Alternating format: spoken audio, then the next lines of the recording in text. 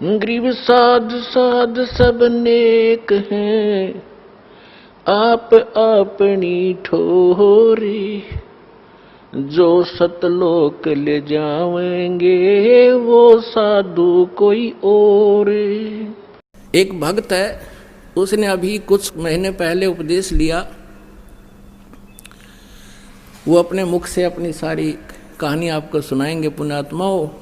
समर्थ का शरणाग हो रंग होरी हो, कदे ना हो ए काज राम रंग होरी हो।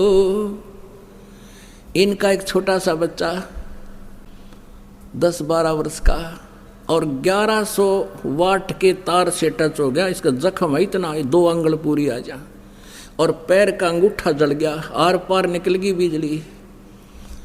इस बच्चे ने बताया कि ये इस दास के रूप में कबीर परमेश्वर पहुंचे। वहां पर इस बच्चे का हाथ पकड़कर इन्होंने खींच लिया उस बिजली से, और ऊपरली मंजिल पर था, उस पे छज्जे पे सुला दिया स्लैब के ऊपर। काफी देर बातें करी। इसने कहा, गुरुजी कहाँ जा रहे हो? बेटा मैं तेरे साथ हूँ, कहीं नहीं जाता। कहते हमरा भक्त पे छोड़ी होई और हमरा नाम ना लेवे कोई। अब ये वास्तव में क्या है?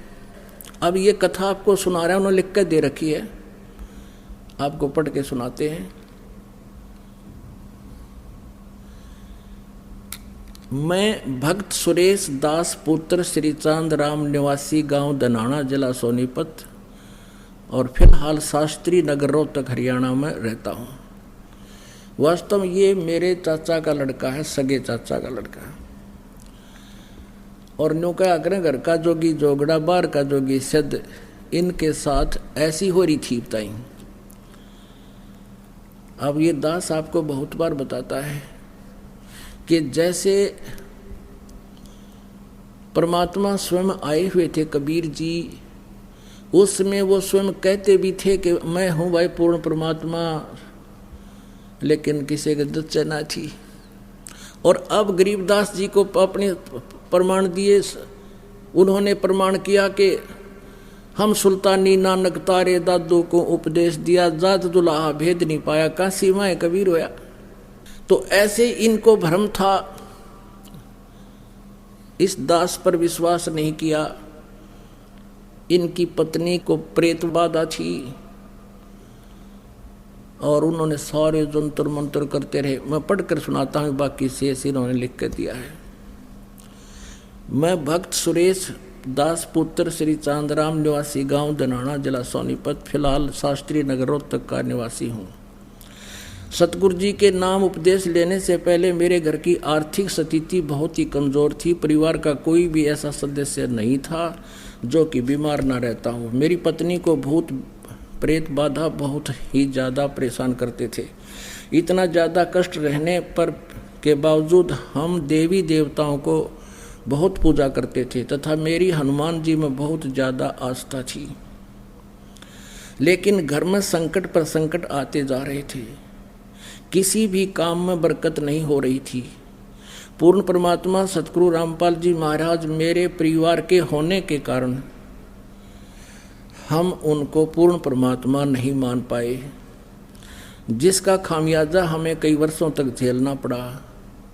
तभी गांव सिंहपुरा के निवासी भक्त विकास ने मुझे बताया कि आपके घर में पूर्ण परमात्मा जगत गुरु रामपाल जी महाराज आए हुए हैं और आप कहाँ सोए पड़े हो।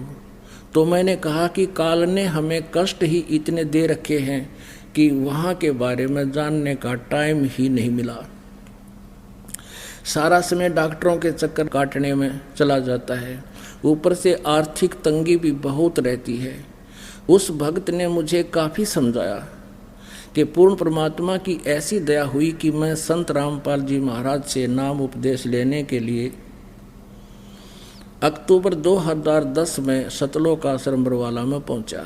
नाम उपदेश लेने के बाद सतगुरु जी ने अपना दया का पिटारा खोल दिया और मुझे वो सुख अनुभव होने लगे जिनका वर्णन इस जुबान से कर पाना बहुत मुश्किल है। मेरी पत्नी को बहुत प्रेत सता रहे थे, सतगुरु जी की दया से अब वह पूर्ण रूप से ठीक है। 7 सितंबर 2011 को, अभी पिछले महीने की बात है, 7 सितंबर मेरा लड़का मोहित उम्र 12 साल, जो कि मेरे कहने पर मिस्त्री को बुलाने के लिए गया था। मिस्त्री के मकान के ऊपर 1100 वोल्ट की वोल्टेज की तार थे। लड़के का तारों के बीच में 1 फीट की दूरी थी। जब वह उनके नज़दीक गया तो तारों ने लड़के को खींच लिया। लड़के के सिर पर तार गड़ गया। इसका निशान दिखाएंगे आपको, ये भगवान। तथा मुंह जल गया। बिजली सारे शरीर में प्रवेश करके पैर के अंगूठे की हड्डी को तोड़ कर निकल गई। उसमें मेरे लड़के को सतगुरु रामपाल जी महाराज बहुत ही चमकदार शरीर यानी तेजोमय शरीर सहित दिखाई दिए। उन्होंने लड़के का हाथ पकड़कर छज्जे पर लटा दिया। फिर लड़के की और सतगुरु जी की बात हुई तथा जब सतगुरु जी जाने लगे तो लड़के ने पूछा, गुरु जी कहाँ जा रहे हो? क्योंकि बेहोश था उस टाइम लड़का और आत्मा से बातें हो रही थी। सतगुरु जी ने कहा, बेटा मैं तेरे साथ हूँ, तू घबरा मत। उसके बाद हम लड़के को हॉस्पिटल में ले गए। वहाँ पर भी लड़के को गुरु जी दिखाई दिए और मेरे लड़के ने कहा कि गुरु जी मेरे साथ हैं, तुम घबराओ मत। यदि आज हम परमेश्वर कबीर जी की शरण में नहीं होते तो हमारा लड़का जिंदा नहीं होता और हमें बहुत कष्ट का सामना करना पड़ता। बोलो सतगुरुदेव की जय। अब आपको दिखाते हैं, अभी आपको दिखाते हैं इस बच्चे का जो सतिथि। अब देख, अभी तो 1 महीने में लगभग 1 महीना हो गया, ऊपर हो गया, बल्कि बहुत फर्क हो गया। इसकी पहले की जो तस्वीर ले रखी है इन्होंने वो भी दिखाते हैं, देखना।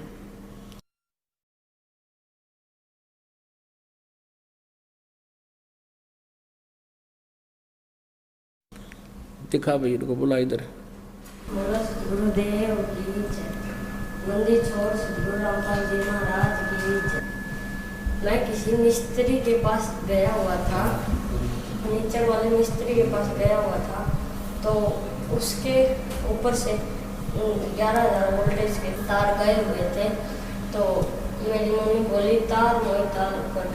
मैं से देखने लगा तो वो बिजली ने मैं खींच लिया 1.5 फुट ऊपर से। ये सिर देखा नीचे न करके देख,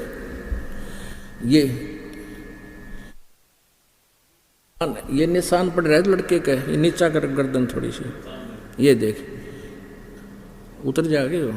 ओए होए होए, ये बंदी छोड़।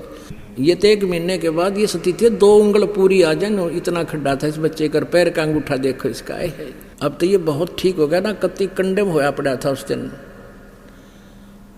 अपने आत्माओं, समर्थ का शरणाग हो रंग होरी हो, कदे न हो ए काज राम रंग होरी हो। हमरा भक्त पे छोड़ी होई, तुम्हारा नाम ना लेवे कोई। परमात्मा कहते जब हमारे भक्ता पर आपत्ति आ गई तो हमारा नाम कौन लेगा। अब ये जो मैंने पढ़कर सुनाया है, ये भक्त सुरेश है, मेरे सगे चाचा का लड़का है। और वही बात है, घर का जोगी जोगड़ा, बाहर का जोगी सदे। ये तो परमात्मा कहते हैं, मैं रो तू सृष्टि को, सृष्टि रोवे मोहे। गरीबदास इस वियोग को समझ नहीं सकता कोई। अब क्या स्थिति थी इनकी।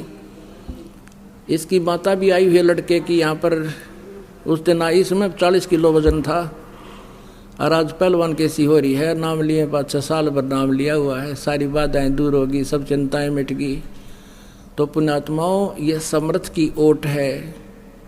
दुख द्वंद उपादम जीव बंधे, समर्थ की नहीं उपासा है। इस समर्थ की उपासना ना करने से हम दुख पा रहे हैं। समर्थ की आड़ में होने के बाद कहते हैं ये उन्हीं की सुनवाई होती है, उन्हीं के ये दुख दूर होते हैं। ये लड़का मृत्यु को प्राप्त होना था अगर ये शरण में नहीं होते।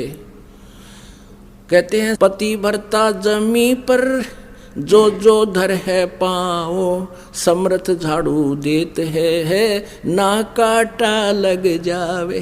कहते जो जैसे आज दास सत्संग करा था, इतना लंबा चौड़ा विस्तार है, इतना ज्ञान हटाना पड़ता है। ये प्रसंग रह गया कि पति भरता यानी जो एक परमेश्वर पर आधारित हो जाती है पुण्यात्माएं, फिर वो समर्थ परमात्मा उनके जीवन रूपी सफर में जितनी भी बाधाएं आनी होती हैं, पापों के जो कारण दुख होना होता है, उन पाप रूपी कांटों को उस जीवन रूपी सफर में बुहारते चलते हैं, कहीं मेरी प्यारी आत्मा के कोई दुख ना हो जा। ये वही प्रमाण समझ लो। बोलो सतगुरुदेव।